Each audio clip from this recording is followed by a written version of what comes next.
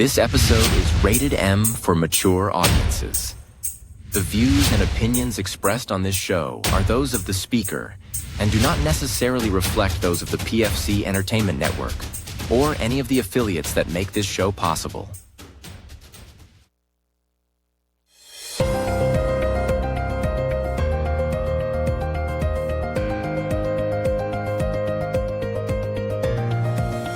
This is the Pure Fury Creations Entertainment Network.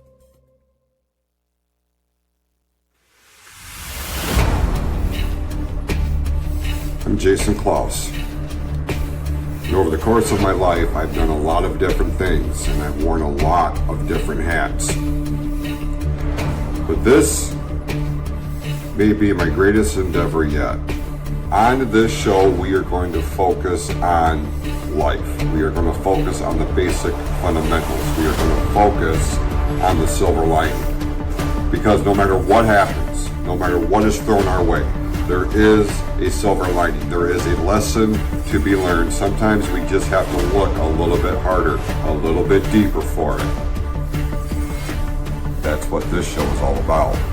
Sometimes it's going to be rough, sometimes it's going to be raw, sometimes it may be hard to listen to, but it's something that you need to hear.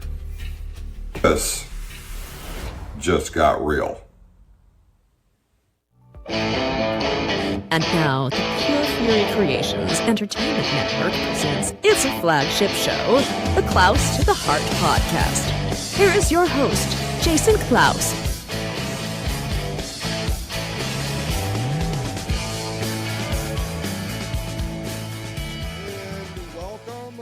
To the 250th episode of the Klaus to the Heart podcast, the flagship show of the PFC Entertainment Network.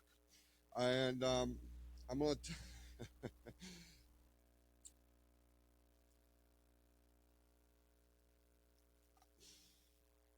I had a lot of different ideas that I was going to do with this episode. And then life happens. And it's a reminder. It's a reminder that we could have the best laid plans there ever was, but you know, when life wants to throw a proverbial curveball at you, it will. Okay, and you know, it could be something minor, but it causes enough ripple effect to derail your original ideas. Time is often case a contributor to this, or the lack thereof, because my initial idea was to have a lot of different segments on here with different guests, do a Q&A segment, and you know, just kind of have it, I don't know, kind of like a spotlight of everything that we have done and what we are going to continue to do moving forward. I don't know, about a month ago, I put a graphic out on the Klaus to the Heart Facebook page that if you had questions, you had comments, send them in and I'll read them on, you know, as a part of this show. And over the course of that time, I wound up getting a couple pages worth of notes or questions, comments and I think there's like 9 or 10 of them. And I have not read through them. It was simply a copy and paste type of gimmick.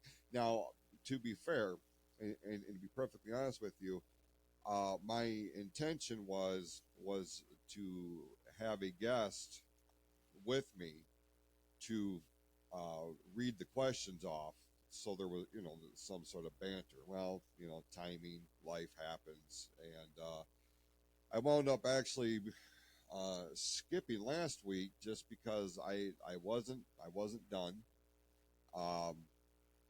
and what I did have done wasn't flowing as well as I thought it was going to. So from a creative standpoint, I was just like, damn, man, this is just not working out like I want, because, you know, I don't want to just throw anything in it, you know, anything out there in hopes that it's going to be, entertaining.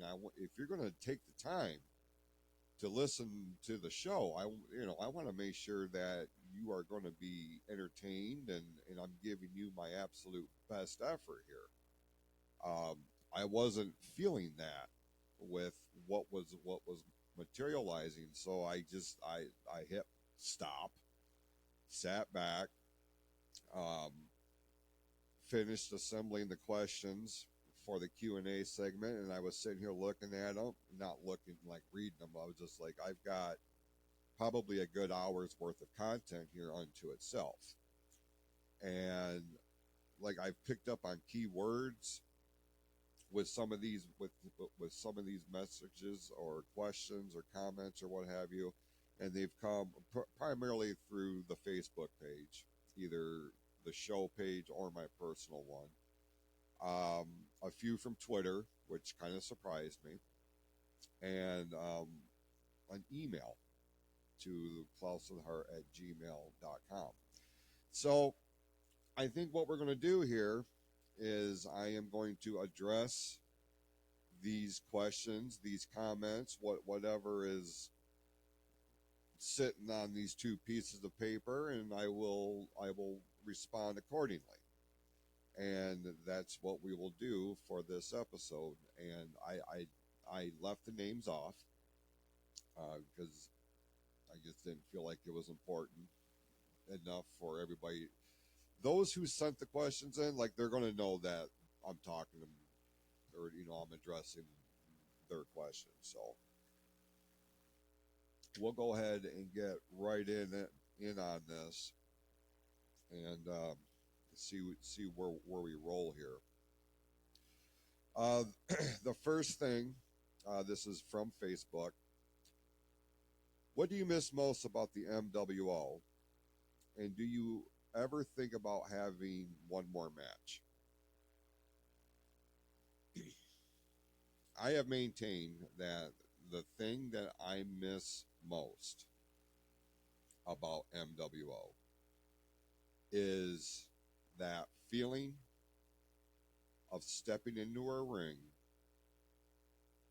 feeding off the crowd's energy, and telling a story. The performer audience relationship is so crucial in the wrestling business. And knowing that what I was doing was garnering some sort of response is a rush unto itself. It really truly is. I do miss the performance aspect of it. I miss, the thing of it is there are times where I'll be working on something for the PFC network, either, some design or a graphic, or working on one of the podcasts, and there are things that I unlock, things that I learn on how to do. I'm like, damn, if only I could have done that with the MWO. If only I had this knowledge that I have now back then, in terms of a public presentation through various forms of media, video or otherwise. So I mean, I do miss the performing aspect. I do miss the creative end of it. What I don't miss is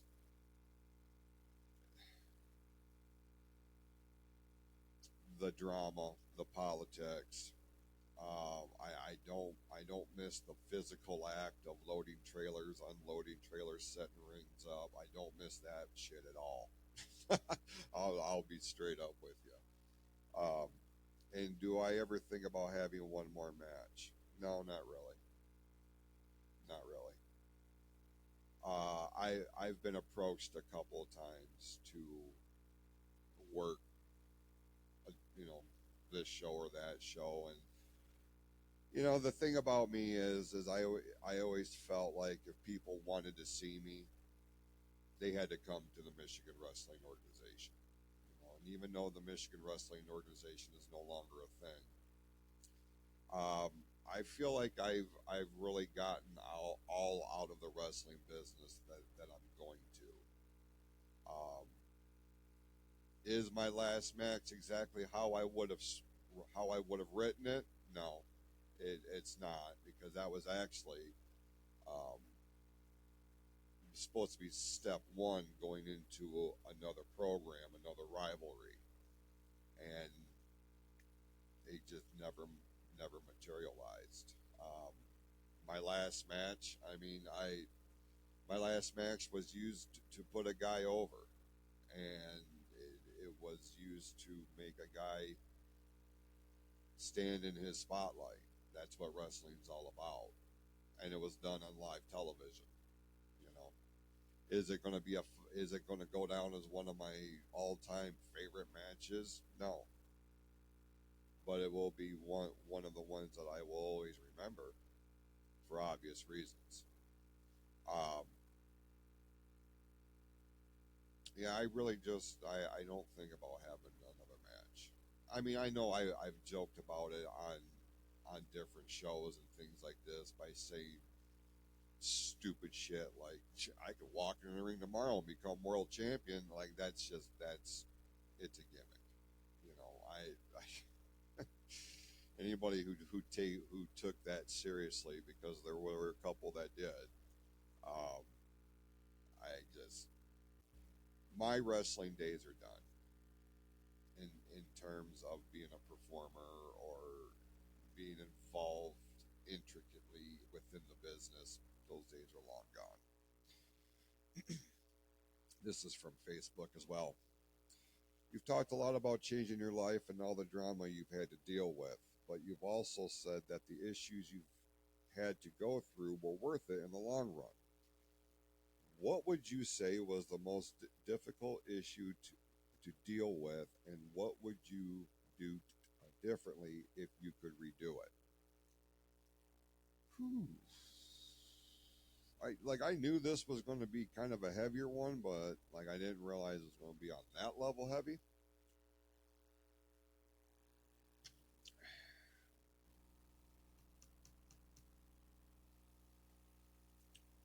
Hmm. The most difficult issue to deal with: betrayal.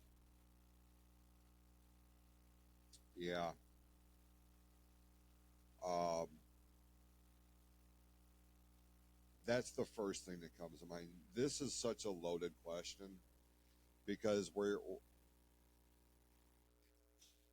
to categorize the part of my life, the part of my journey that is what I have kind of unofficially deemed a change of direction. Stepping foot on that path started issues of drama. Now, a lot of which is because of my doing. So if I have ever come across that I tried to position myself as some saint that was just fucked right over, that's not the case at all. I have more than enough blame to shoulder for a lot of the shit that I had dealt with prior to the change of direction and subsequently.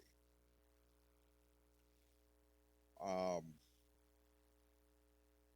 but I mean, betrayal, the breaking of trust, losing any degree of inner, like losing inner peace and realizing that that is a thing was difficult to deal with.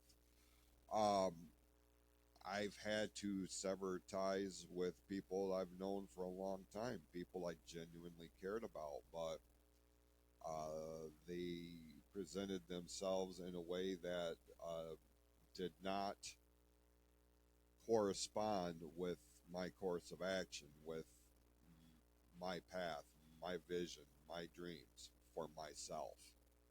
Um, on some level, and to put it in very vague terms, they presented themselves as disingenuous. I no longer dedicate any time to disingenuous people. Just not doing it. What would I do differently if I could redo it? I think the only thing that I would change is how the first step was taken. Um, that's not to say that ultimately where I'm at now wouldn't be a thing, um, because changes were coming regardless, right? Um, just the way the change materialized, that part I would tweak a little bit, I would alter a little bit, but other than that, even like even with the absolute worst things that have happened, and listen, this is the shit that they make movies out of for Netflix. Um, this this is the shit that books are written about, and that's not, and I can't sit here and tell you that I have not thought about that. You know, using what I have gone through, am going through, as a basis for some degree, some sort of story, some sort of movie or something along these lines, either written or visual. Like it has crossed my mind because it is fucked up. I don't mind telling you, but you know, I believe that things happen for a reason. We may not always understand it in real time. Sometimes it takes a while to materialize, but if we sit here and think about it, like, damn, that's why that happened. So everything, you know, there a lot of life lessons have been learned. A lot of things that have helped um, rewire my brain in terms of how I feel, how I act, how I react to any and all situations. You know, a lot of those life lessons,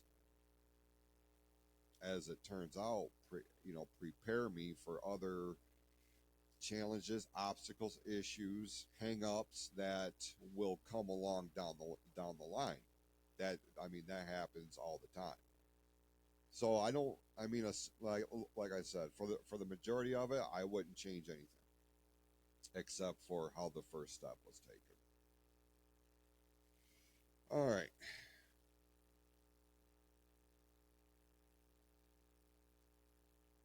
Via Facebook, if you could interview anyone for any of your shows, who would it be?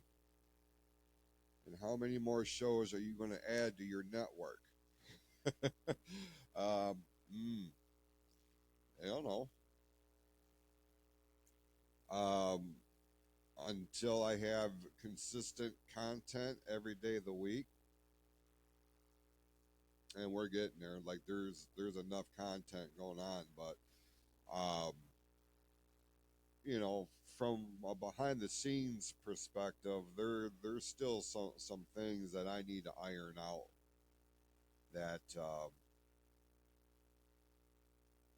you know, I need to take care of home base first before I can think about more expansion, other shows, because I've had a few other people who have contacted me about wanting to launch their podcast. But you know, the thing of it is initial conversations took place 6, 8, 12 months ago, and a lot of shit's changed in my day to day in that time. Um, so I need to iron out some things home based, and then I can think about expanding. There's all kinds of interests about bringing new shows on here, but like I can only do so much, you know. As far as interviewing anyone, man, I hmm, I know this is going to sound like there are some of you that heard that and you're automatically thinking of what my answer is going to be, what my answers are going to be, and like my top three pro wrestlers of all time probably were the first three that came to your mind. Hulk Hogan, Stone Cold Steve Austin and The Undertaker. As awesome as that would be, and it truly would be. Like I don't even know. Like I have a hard enough time talking normally in a normal setting. You like I feel like with those three individuals, I would get so starstruck. it would be embarrassing. But on the other hand, I think about how I get when things go live, like something flips in my mind, and once that red light goes on, man, it is go time, and I'm able to tap into a different part of my persona. So in that aspect, I feel like I would be able to conduct myself at least in a respectable manner. Now, I say all that to say that if I had my choice, if somebody came to me and said you can interview anybody you want for any of your shows, you know who I would pick? Conrad Thompson. Conrad Thompson is the guy who motivated me, inspired me. That's a better way of putting it. Inspired me to start thinking about launching a podcast, let alone an entire network. It was his show that he does with Bruce Pritchard, Something to Wrestle, that got me hooked into podcasting. And a lot of it was because of Bruce and the stories that he would tell from the most pivotal professional wrestling moments of my childhood. So you have my attention. You're giving me backstories on things that I watched as an 8, 9, 10-year-old kid. Like, holy shit, I had no idea that all that was going on. How would I, right? But Conrad, number one, the dude is nothing short of a genius. He's an entrepreneur on several levels. Launched his own network, has the ability to, on a weekly basis, pick the brains of some of the most influential, entertaining, and monumental personalities in the history of an industry that I have dedicated my whole life to. He is the epitome of what can be when you are willing to put the work into it. And he just seems like a really cool dude. And I would love more, like he would be the one. He would be the one that I would pick. And it would be for the flagship show. So yeah, Conrad Thompson, like he has, I have messaged him a few times on Twitter, and he has responded, but like he doesn't know who the fuck I am. You know what I mean? I'm just one of the many thousands of followers that he has, but he has been a big influence on what I'm doing here and now with the PFC network. Also via Facebook, how do you feel about WWE now having a group called PFC? If I thought it was going to be anything that was going to be long-term and substantial, I would probably put more thought into it. There's my answer for that. This is via Twitter. Out of curiosity, do you allow any of the other podcasters any creative freedom at all? Or do you dictate every aspect of your shows like you did with the MWO?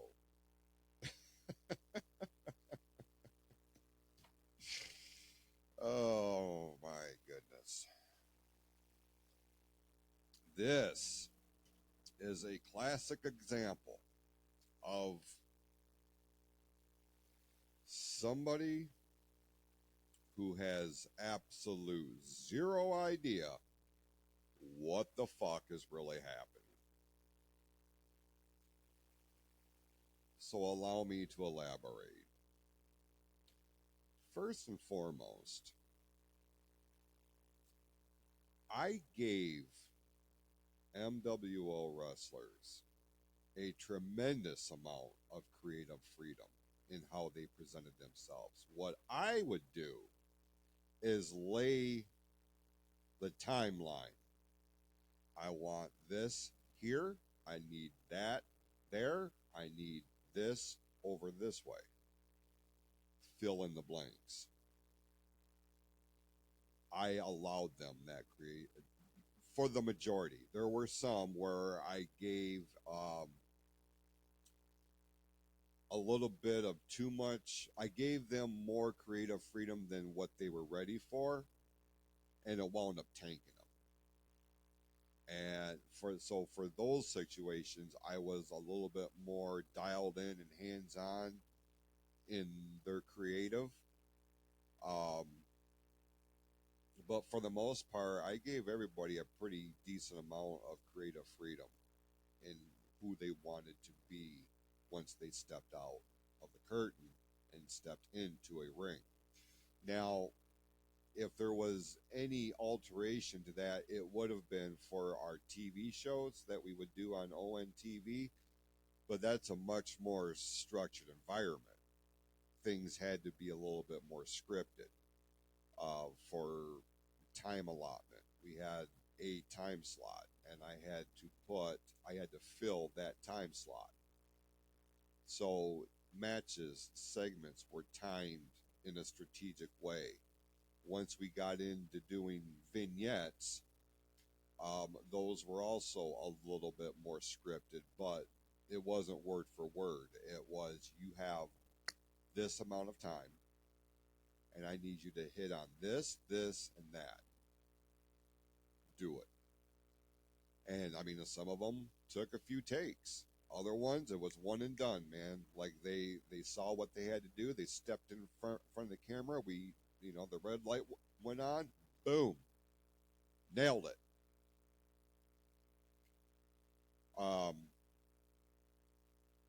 As far as the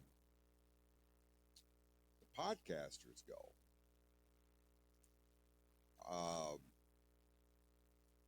are you not listening to every show? Or I shouldn't say that. Are you not aware of what happens with every show on here? Because if you were to listen to, for example, Creepy Soup, or We Don't Talk About That, unless I'm a guest on either one of those shows, you don't hear my voice. They they do their own shows respectfully. Essentially what happens is they record their shows, they send it to me, and I put it through post production, put the bells and whistles on it, produce it, and then upload it. That's my involvement. I don't have any say in what their creative content looks like. Now, if something comes across where it raises a red flag, then I'm going to pull the executive producer card and we're going to have a conversation. I'm trying to think of what else. I mean, every other show that I'm on with somebody, they have all the creative freedom that they want. That, it is very much a collaborative effort. It's not like we're sitting down and be like, okay, this is what we're doing. Unless it's presented in a way where the other party is like, I don't have anything specific in mind I want to talk about this week. What do you got? Well, then that's when I'll pull a topic. But they have that opportunity first and foremost to bring whatever they want to the table. The Sports Reel podcast that I do with Tim Sheridan, man, that's a week by week thing, and with tackling the real world of sports, like shit changes on the fly. That is very much a fly thing, but and Tim will tell you, before we hit record, I will ask him, what do you want to do here? How do you want to handle this? What's the format? you know, what order do you want to go in? Like, I give him that freedom. Now, the graphics, the logos, the merchandise, 100% me. 100% me. Advertising graphics, that's the time I pull the executive producer card, but I very much keep in mind what I'm looking for, how it would make the other hosts look. Are they going to be cool with this? But I will go ahead and upload. A lot of that is time sensitive too, so I don't have time to be like, hey, I've got this. What do you think? Like a lot of like with the overlay graphics on the sports reel, Tim's seeing that shit for the first time, like everybody else is. If you're watching it on Spotify or YouTube, he doesn't see that while we're recording. That gets done after the fact, so he sees it in the same time everybody else does. Now with like merchandise and shit, a lot of times, especially with a show like Creepy Soup, that is pretty much independently recorded. If I have an idea for a shirt or something, I'll send it to Jill and Jenny. What do you think about this? Then, upon their approval, then it gets uploaded to the store. So I feel like I give people a tremendous amount of creative freedom. I mean, if you're hearing otherwise, if somebody came across, if you talk to somebody and they are bitching that they're not getting enough creative freedom with their show, well, number one, they're bitching to the wrong person, and number two, it's a matter of a conversation. It's very easy. I'm not that hard of a person to deal with, to work with, as long as you just be upfront about it. Like, I'm not going to sit here and try to read your mind and read between the lines. Like I just talked about this with Amy Sheridan on the Real podcast this past week. I don't have that kind of time. Also via Twitter, what happened with the new PFC app you talked about launching? That project has been put on the side burner.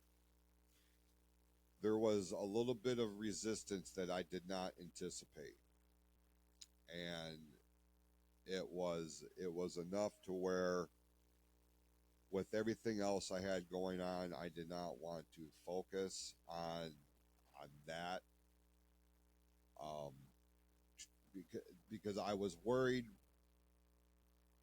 that I would just be throwing anything and everything out there without putting a lot of thought into it, and I did not want that.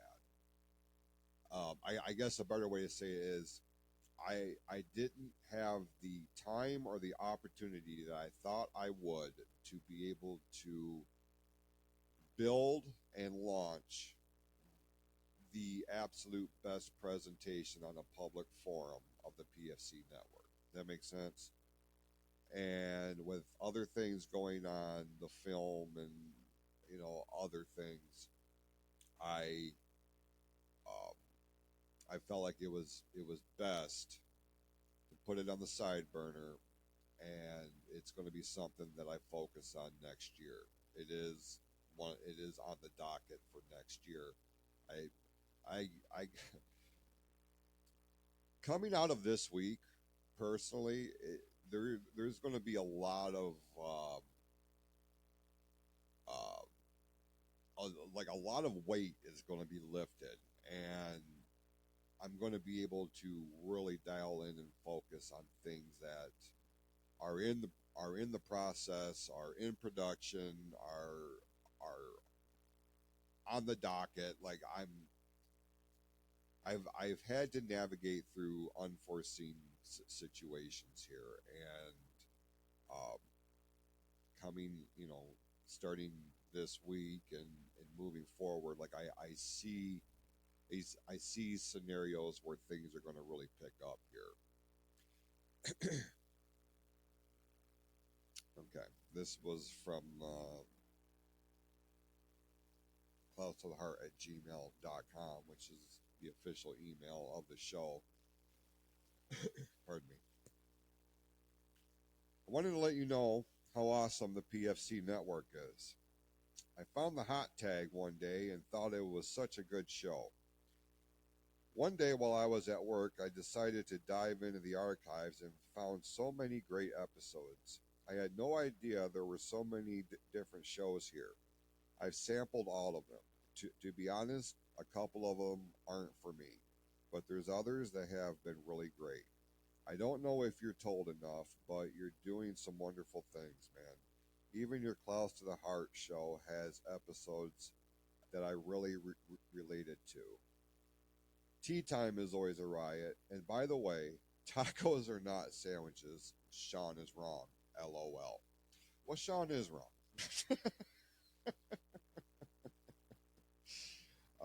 I actually feel like that's going to become a t-shirt over at pfcstore.printify.me, the official online store of the Pure Fury Creations Entertainment Network.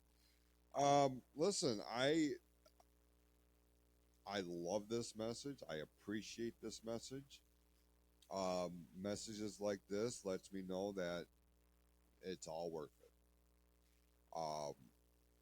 I have talked about this scenario being a thing where an individual will come across one show, then they'll take the time to go actually into the network archives and see what all is going on, and this is a real life example of that being a thing, and that's something that I stress about all the time when I'm addressing the PFC network family. It's every show has its core audience, its core fan base. Every show also has the potential to cross over into something else. The most recent example, you talk about crossovers. I think of the variety of episodes that we did between Creepy Soup and Power Tripping through the 80s. Jill is a big 80s girl, grew up in that time. So she's been a great contributor to the 80s show. And, and then her and Sean have a mutual appreciation for the paranormal. So that takes Sean over to the Creepy Soup side, So it's cool that there's that camaraderie and that crossover between the podcasters, but it's also resonating with the listeners too. And man, that really makes me feel good. That really makes me feel like everything's worth it, by Facebook. My bad. What is the funniest or most shocking thing you've ever done in your MWO run?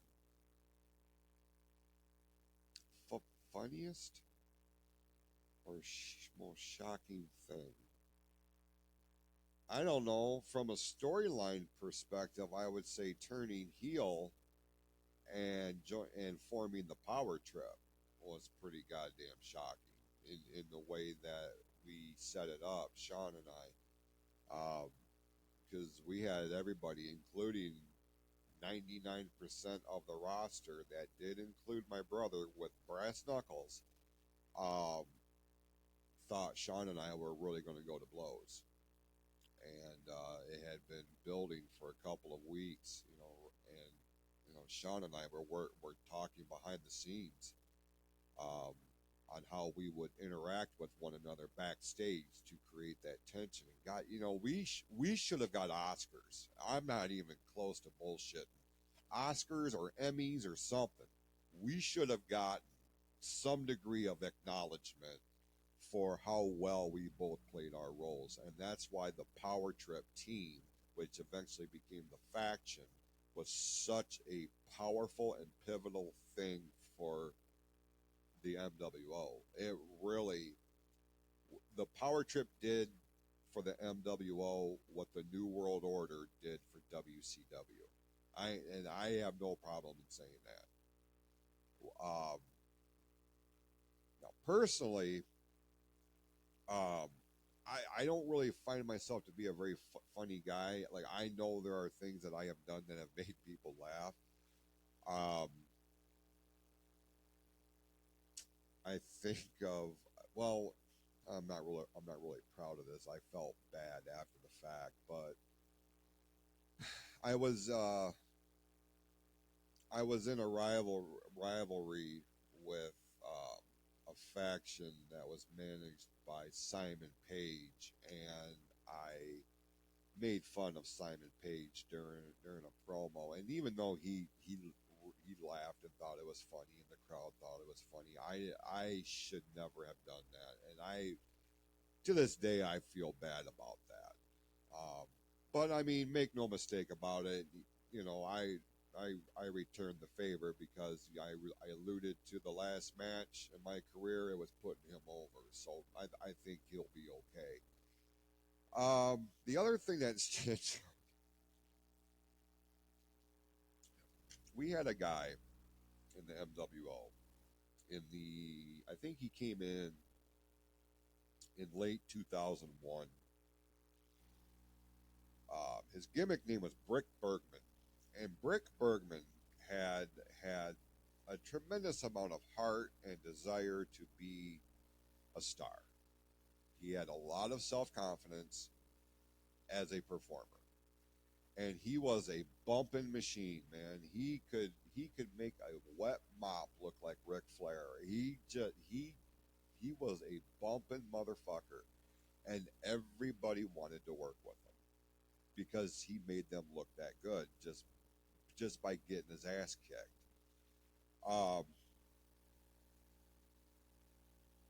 As I realized what he had as, you know, in-ring potential, I could see he was starting to resonate with the fans.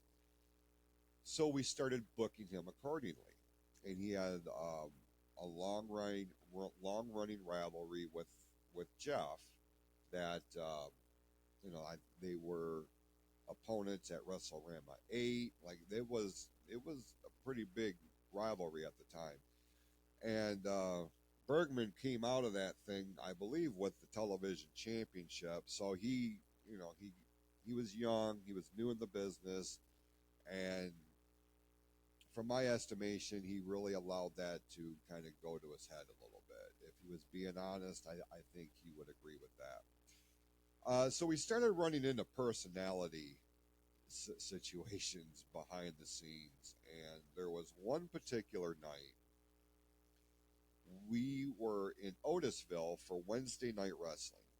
And Wednesday Night Wrestling was a bi-weekly show that we did at the Forest Township Hall in Otisville. And we did extremely well for a substantial amount of time. You wouldn't think so. Every other Wednesday in Otisville, Michigan, yeah, packed. And it was during this time that, you know, Bergman was becoming one of the more featured stars, we'll say. But he would try to push the envelope in terms of language, in terms of violence, in terms of wanting to bleed all the time, and like we had to tone it down because we had a lot of kids in the crowd, and you know, there was. I had a pre-show meeting before the show, and I'm like, look, there's no more blood for a while. Some of you guys got to dial back on the language. We need to go. You know, you're pushing rated M language. We're PG at this point. You gotta dial it back.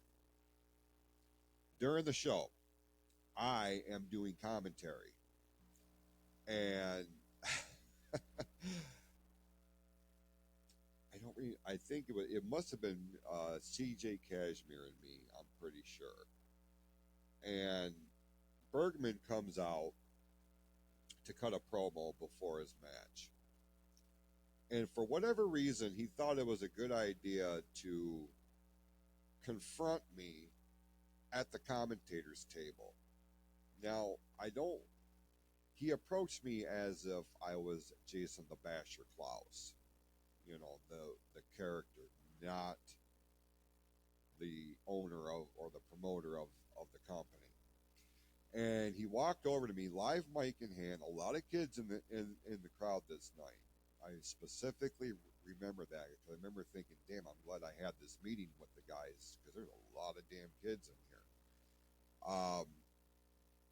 And he walks over to me, and it's like a normal folding table. I'm on one side. He walks right up to it and says something to the effect of, he don't give a shit about what I have to say. And the camera, the hard cam, is set up right behind me, but kind of off to my side a little bit. And if you go back and watch this, you will see like the side of like a portion of my profile, and you can see my eyebrows raise up. And I simply stood up and stood up as tall as I could stand, looked at him right dead square in both eyes, and smacked him as hard as I fucking could. Bitch smacked him as hard as I could. And that motherfucker had my handprint on his cheek for a good 10 minutes of his match. I was fucking pissed. And I didn't see him after the show. I feel like that was one of those days where he feigned injuries just so he could leave early, and didn't have to deal with the wrath that was coming, because I was pissed about that. All right, via Facebook. Does it bother you you're not more respected for your contributions to the wrestling business? And does it bother you you've been kept out of other halls of fame?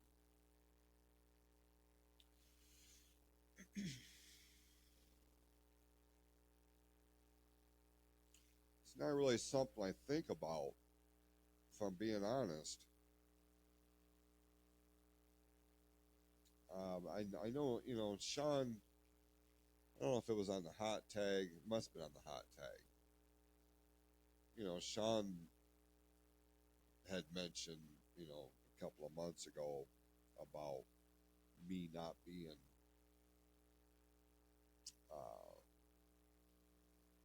more respected, for the lack of a better term, in the wrestling business for the contributions that the MWO brought. Yeah, I mean, here's the thing. I realize what the wrestling business is.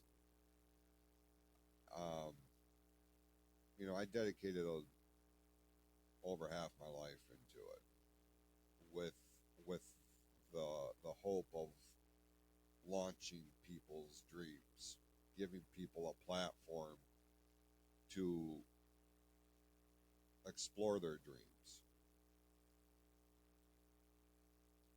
I never used it with the hopes of catapulting my own career and, eventually landing to a different promotion. That never crossed my mind. It was always giving people an opportunity to live a dream that they probably wouldn't have had otherwise. There's, I guess it would be nice to be recognized for that. As far as not, being kept out of other halls of fame, I'll be honest, I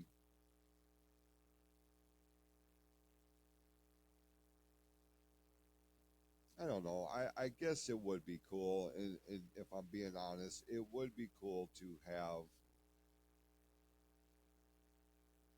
that validation on some level that the organization did a lot of good in the big picture. Do I think I need to be inducted into a Hall of Fame to make me feel better about anything? No, no. I listen, man. I know that's kind of a polarizing thing because, you know, if you were to go into MWO history, you would see that the first Hall of Famer in the MWO Hall of Fame was me, but I didn't put myself in there. That was something the roster did with Bob Breckenridge leading the charge on that. The roster inducted me into the MWO Hall of Fame because I was convinced that, you know, even when I started talking about launching the MWO Hall of Fame, I would never put myself in there, at least while I was performing.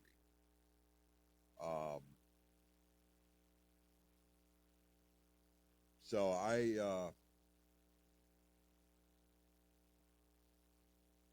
don't know. Like I said, it's not something that I really think about. So it's hard for me to give you a in-depth, heartfelt answer other than what I just did here.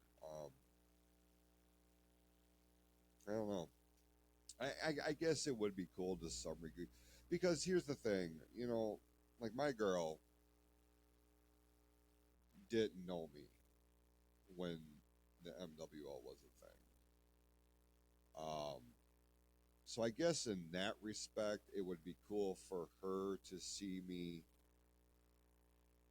be recognized in that world for the decades of effort that I put into it. I guess for her, for my kids, I mean, my kids saw me as a wrestler. Like they, you know, they remember. But you know, for my girl, I think like she'll never see me wrestle a match live, but it would be cool if, you know, she was a part of that being the definitive bow at the end of it. I guess that's the best way that I can put that. I hope that made some sort of sense. Via Facebook, if someone really wanted to change their lives around, what would you say is the first thing they would need to work on the inside? Self-respect. If you don't have some degree of self-respect, you ain't going to make a motherfucking difference, because you will eventually allow other people, other influences, other entities to dictate what you're doing. Having a strong degree of self-confidence, self-respect, you are immediately putting a barrier up as to the amount of bullshit that you're willing to allow. You got to stick with that. Self-respect and boundaries that you're going to stick to. That's where it starts. That's where it starts. If you're not prepared to dial into that level of self-respect, if you are not prepared to set borders, boundaries in place and maintain them, don't even fucking bother. You're going to waste time, you're going to waste effort, you're going to waste energy, and you're going to eventually put yourself in a deeper hole than where you're at now. Because there will be a level of failure you will feel on top of it internally. Get good with you. Get good with the person that you look at in the mirror. And then set those boundaries.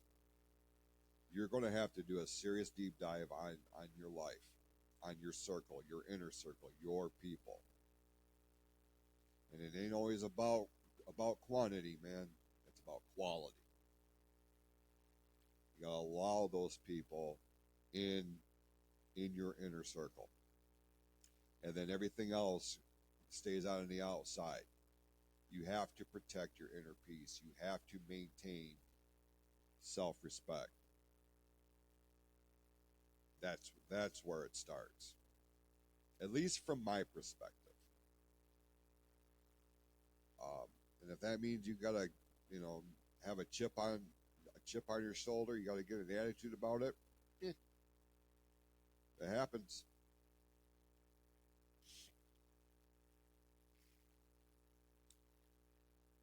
Where are we at here on time? We're coming up on the hour.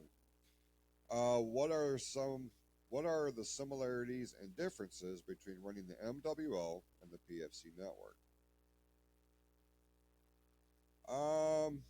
Similarities, I mean, it very much public performance. Um, I'm able to tap into a part of my creative brain that is very similar to what I did with MWO in terms of promotions and advertisements and merchandise. What I learned from MWO, I've been able to bring over to PFC. I can tell you that, from a performer standpoint, there's a lot of similarities from a mental approach. You know, the difference is I'm not getting my ass beat in a physical sense. In a ring, in order to tell my story, I get the luxury of sitting down in front of a camera and hitting record with a headset on and telling the story that is available to the public.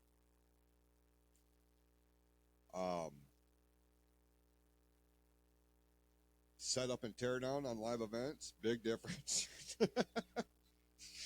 It was during MWO, we had 2 trucks, a trailer. It was an undertaking.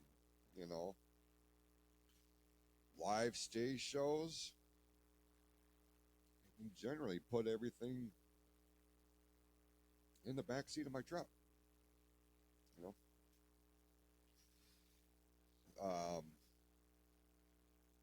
But a lot of what I did with the MWO as a promoter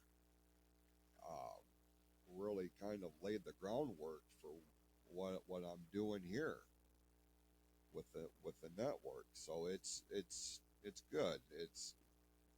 There's a lot of differences, but there's a lot of similarities. The biggest similarity is both entities are an extension of who I am. You want to look at where a lot of my effort, my heart, my soul went into. Take your pick. Obviously, with this is a little bit more personally charged for obvious reasons, but take nothing away from 28 years that I spent in the wrestling business.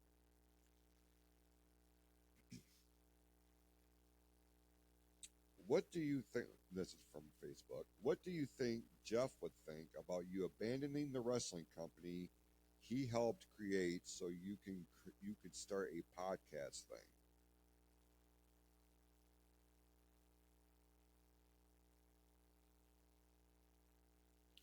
What do you think Jeff would think about you abandoning the wrestling company he helped create so you can start a podcast thing?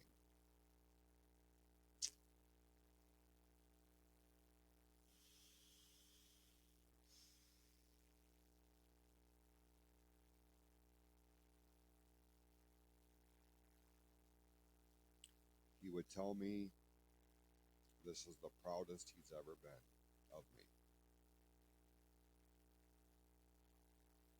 That's what he would think.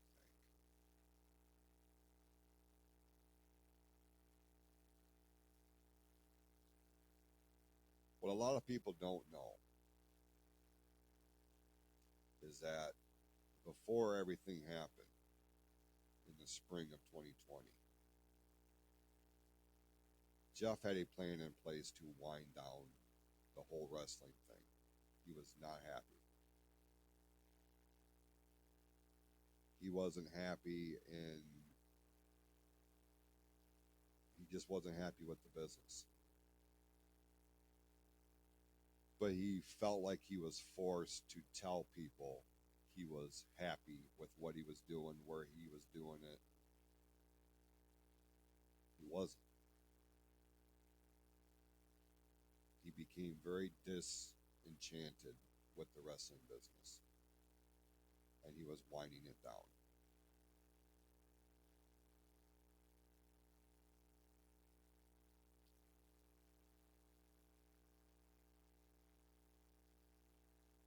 I remember having a conversation with him, one of my last in-depth ones, about launching a podcast. I had started the YouTube channel, and I was preparing for the stage show in Frankenmuth. And like I've told this story before, when I got done with that show at Fisher Hall, he came right up on stage, hugged me, and told me how proud of me he was for doing something completely out of the box. And I remember talking to him about, I'm thinking about starting a podcast. And he's like, if anybody's going to do it and do it good, it's going to be you. Because nobody has your drive. Nobody has your vision. Nobody has your work ethic. I wouldn't care if you closed down MWO and did the podcast thing if that's what made you happy. And you know what? I'm happy. I'm happy with this network. I'm happy with what this network provides me. And every motherfucking time I sit down at this desk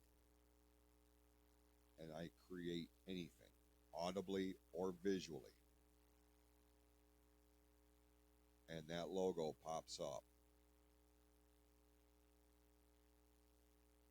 that is a tribute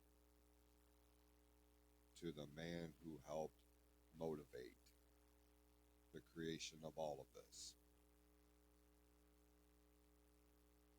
I take exception to how this message is worded. I take exception to other individuals who have repeatedly expressed how they have felt that I have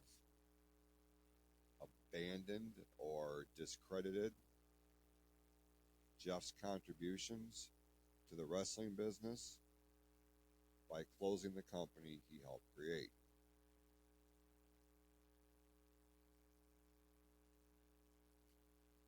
The fact of the matter is that the day that Jeff died, the MWO died. So you can take your snarky little tone, you can take your insinuations, you can take the false narrative that I have tarnished or abandoned or anything that has anything to do with my brother, and you can go fuck yourself.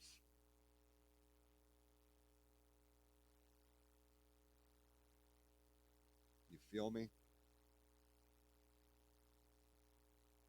Fuck you and everything you stand for. Because you have no shitting idea what you're talking about. You absolute imbecile of a human being. Fuck off.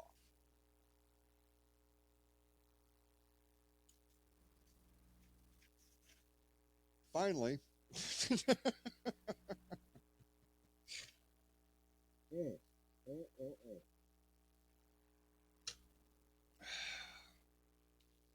some people, man. God damn. Some people. Finally, via Twitter. How are you? Like, seriously. Are things really improving? Yes, they are. Yes, they absolutely are. I can honestly sit here right now and tell you all with a straight face that I am here and with every passing day the best version of myself. There are things to work on, make no mistake. There are things I need to get a grip on, make no mistake. But things are trending in the right direction. Took a minute. Like I said, there's things that I still got to navigate through, but by and large, I'm a pretty happy dude. Really am. Very lucky. I have some tremendous friends. I have amazing kids. I have a woman who loves me wholeheartedly.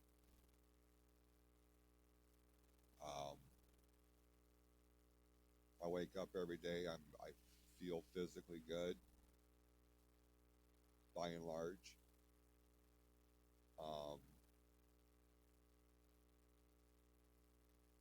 There's a lot to be thankful for. Lot to be thankful for. And I take moments every single day to acknowledge and recognize the blessings that I have in my life. I've got quite a few. I focus on that more than I focus on the negative. And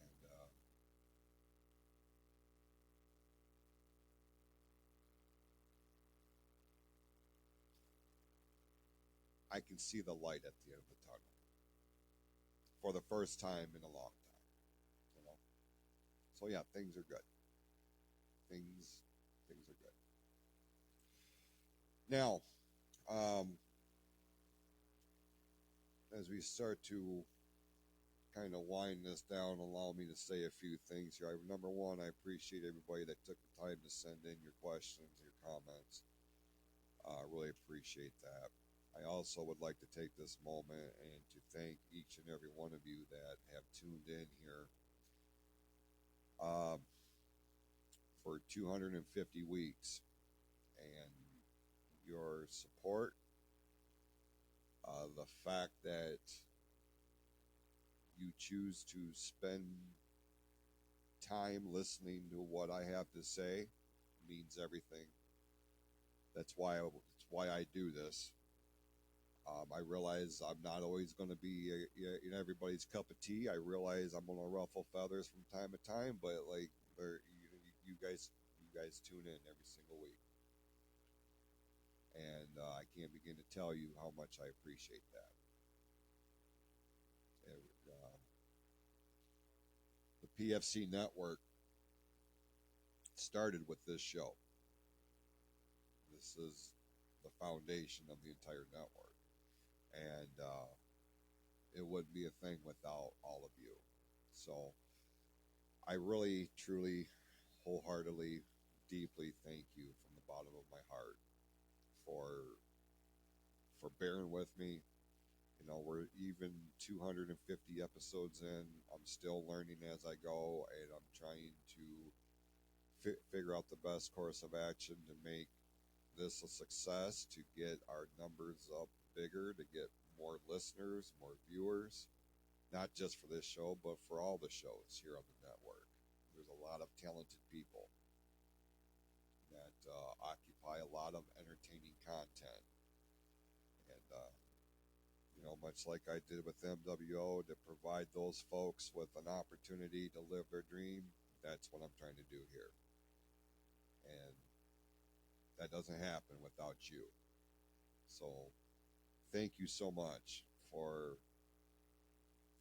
sticking with me. I really do appreciate that. If you have any questions, comments, feedback, show topic ideas, anything of the sort, you can hit me up over on the Klaus to the Heart Facebook page, klaus to the heart @gmail.com, or pfcnetwork.net. official online store of the PFC Entertainment Network. And with that, go out this week, be awesome to yourselves and to each other. We'll see you next time right here on the Close to the Heart podcast, the flagship show of the PFC Entertainment Network.